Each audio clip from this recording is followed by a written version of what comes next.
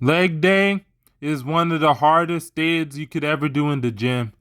Leg day is really a day where you really test your will and just endure a lot of physical punishment. The goal for most people for leg day is to get more endurance, get more strength, or get bigger legs. And doing all three is a very hard endeavor. In fact, the hardest. One of the hardest other endeavors for big legs on leg day is to run, especially when it comes to running marathons. But I'll leave that to my boy Joey Schultz, who runs marathons. You'll see his stuff. Anyway, when it comes to leg day, I say squats. Doing heavy squats, high volume squats, high rep squats, high frequency squats, squatting deep, squatting heavy, you name it. Those those will build a lot of will. That will test your willpower, builds mental fortitude, and it's just really hard to do. So, if big legs were easy to develop, we would see everybody with big legs. But it's not. Most men, women included, but most men have really slender, really frail, really weak legs, underdeveloped legs, legs that cannot burst through the pants, legs that are extremely weak and skinny. Not just they have skinny calves, but they also have really, not just skinny calves, but they have really small glutes, or they have really skinny quads, skinny hamstrings, just no development or no strength. You go to most gyms, the strong people in most gyms squat 315. In fact, the really strong people in most gyms squat 315 for a set of 10, deep. The really strong people squat 405 for a set of 10, whether it's deep or not, but even deeper the better. 410, 405 for a set of 10, ass to grass. Those are the big dogs you see at the gym. But if you go to a powerlifting gym, those are the lifts that a 148-pound man, a 165-pound man, or a woman will lift. And that's not even going to be competitive for leg day. Most people you see in the gyms with actual strong people warm up with 500 pounds, warm up with 600 pounds, do working sets of 700 and 800 pounds. In fact, most people you see, the best squatters in the world, they squat 900 raw, 800 raw, and over 1,000 pounds. Very few have squatted over 1,100 pounds. Very few have squatted 1,000, a handful of men. And 900 pounds, very few have done that. And extremely short amount have done that at under 300 pounds body weight. And 300 pounds is a lot for a man to weigh. And to squat those types of weights, your legs are going to be stupidly big, man. Stupidly humongous. Because mass moves mass, man. Because the process it takes to develop that type of strength, it just your legs will just have no choice but to grow, and the amount of food it takes to get to that level of strength and gain that much size, most of it will be muscle. And also, when it comes to legs, right? Like I said, 405. We see more women nowadays squatting 405, even 315 for reps. And it's good, good reps would be 135 for 10 reps for a woman. 225 would be strong for a woman. More women are developing bigger legs by squatting. They're even developing bigger glutes. So that's what it takes. And even for bodybuilding, squats, high reps, high rep squats, heavy squats, low rep squats, squatting deep, squatting parallel. The deeper you squat, the more it will work your legs, the more it will work your glutes and hamstrings and posterior chain. and you have to squat based on your build. If you're if you have a long torso and short legs, you're more built for high bar squat. If you're quad dominant, you're more built for high bar squat. If you have short torso, long legs, and strong lower back, you're more built for low bar squat. In front squats, they'll train your quads, and they're more quad dominant. And for if you're a quad dominant squatter anyway, if you do low bar squats with a narrow stance, front squats will also serve you purpose, get you big quads. Like me, I squat a narrow stance, whether it's high bar or low bar. And my high bar and low bar are similar, especially with heavy reps. But with 1 rep maxes, I do more low bar than high bar.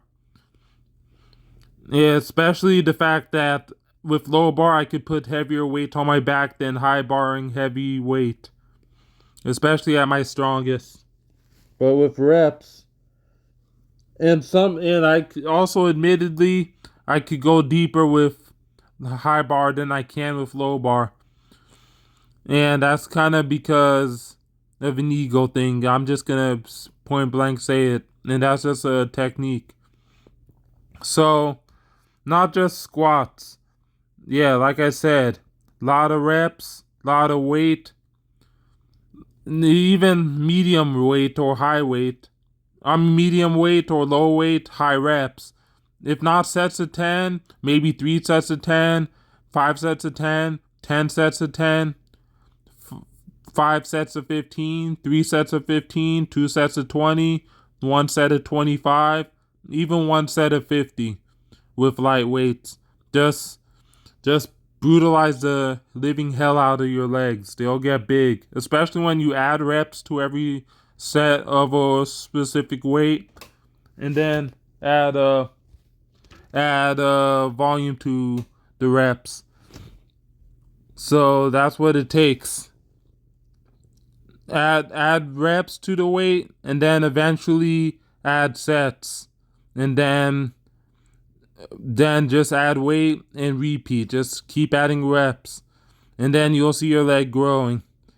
Like I said, leg days are not easy. If leg days were easy, everybody would have big quads, big hamstrings, big glutes, big calves. But you rarely see that. It's extremely rare to see people with well-defined legs. If you see someone with well-defined legs, and crazy biblical leg size, you know they've been putting a lot of time under the squat rack. You know they squat a lot of weight. You know they squat for a lot of reps. You know they have a high pain tolerance. And you know that they just been doing a lot of work when it comes to squatting. That's what it takes. You know, they're in good shape too. You have a lot of endurance. Because there's nothing like putting a weight on your back, a heavy weight, getting 1 rep, getting towards rep 7 and 8, wanting to quit, busting out 3 more reps, and then maybe 2 more. Or just doing a set of 10 and getting to the point where you get lightheaded past rep 12 and then finishing a set of 20. Or when you do super high reps, you get to rep 20 really out of breath, and then you do 10 more, and then maybe even 5 more. That's what it takes. And you do the same thing with deadlifts. Squats are hardest to do it for, but if you do it with deadlifts, it's more posterior chain dominant. You'll get big glutes, big calves, big hamstrings, big spinal erectors, similar muscles that work the squats. And quads are an antagonist muscle, and they'll still get bigger indirectly. You have to be strong to squat and deadlift a lot of weight. That's why big legs, tree trunk legs, are a sign of strength. And when I say big legs, I don't mean just being an obese porker, couch potato, who has big legs and no muscle tone. Those people don't even exercise. Those people don't. Those people have big legs because they carry a lot of body weight, and then most of the weight is fat. They're not. They're most of those guys don't even squat their body weight or barely squat their body weight if they're barely active because they have a lot of fat and not enough muscle. But those same guys, because they're so heavy and naturally big people, if they get under the barbell and put on for a lot of time, they will get big legs because mass moves mass. And having a lot of body weight gives you more potential to have a lot of muscle. Especially if you've been active, especially if you're just just as strong in general, especially if you work out. And you see a lot of short people who have big legs. Short people, or just short people or light people who have big legs because they're strong and they have the leverages to be strong. And not just the lower range of motion, which doesn't mean much. They have the leverages to be strong, and they're actually working as hard or working even harder. Like I said, a lot of it is mental. You mentally have to push yourself through these very hard workouts. Leg days are hard. If anything is easy, then you would easily get it, but it's not obtainable. The most unobtainable things are extremely hard to get. That's why very few people accomplish it. The harder to accomplish it, the harder it is to achieve it. The harder it is to achieve it, the more pain, the more mental and physical turmoil, and the more time it takes to get there. That's really what it comes down to, time. If you put a biblical amount of time doing the leg day, if you have a high pain tolerance, if you mentally push yourself through the bad workouts or the good workouts, if you pace yourself, if you just push yourself through it, if you have a high pain tolerance, and if you don't go by motivation, just have the intrinsic drive to want to reach the maximum potential, you will get to where you want to go, and then some, and surpass it. That's what it takes to get big legs. That's what it takes to get big muscles. That's what it takes to be strong. That's what it takes to be successful. So that's what it takes to go from being skinny and weak or fat and weak, being nothing, not having a skill, to being at the top of your game and just being ahead of the pack. Just takes time, learning, non-stop stepping up your game, discipline, work ethic, working smart, and never giving up. And just, yeah, like I said, it's not easy. If it's easy, everyone could do it. So, what do you think? Comment below.